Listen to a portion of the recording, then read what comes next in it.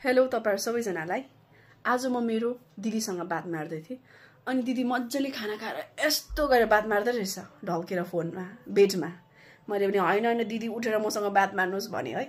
अनि म नर्स भएको कारणले निकै टेर्छ मलाई। बिचारा यसरी उठेर बात मार्नु भयो है। सो तपाईहरु पनि यदि तपाईको बानी छ भने कसैसँग यसरी फोनमा भिडियो कल गर्ने हैन, भात खान चाहिँ त बाङ्गै यसरी बेडमा लडेर फोन चलाउने, सोफामा लडेर फोन चलाउने बानी छ भने चाहिँ यो बानी एकदमै नराम्रो। जहिले पनि तपाईहरु बात मार्दाखेरि कसैसँग सिधा बस्नु पर्यो। यसलाई चाहिँ हामी मेडिकल साइन्समा भन्छौं बडी मेकानिक्स। हाम्रो मेरुदण्ड जहिले पनि सिधा हुनुपर्छ है।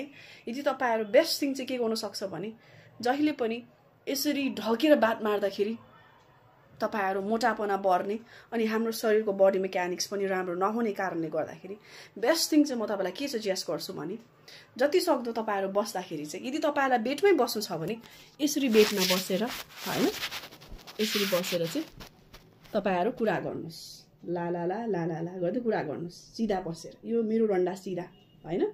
यदि तपाईलाई बेडमा बसेर बात मार्नु छैन भने बेस्ट थिङ चाहिँ के गर्न सक्छ भने म चाहिँ मेरो बेडको छेउमा मुरा राख्छु। मेरो मुरा हैन, मेरो आप्पाले बनाइदिनु भएको यो मुरामा चाहिँ म के गर्छु भने यसरी मुरामा बस्छु। यो चाहिँ मेरो बेड हो हैन। बेडमा बसेर मेरो फोनलाई यसरी राख्छु हैन। सो त्यसपछि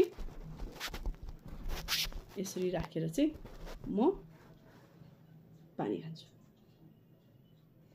यो चाहिँ बेस्ट प्र्याक्टिस हो। तपाईहरुले पनि यसरी गर्नुस्। आफ्नो बेडमा लडेर कसैसँग कुरा नगर्नुस् अनि हाम्रो शरीर अनि हाम्रो मेरुदण्डको लागि एकदमै राम्रो हो यो।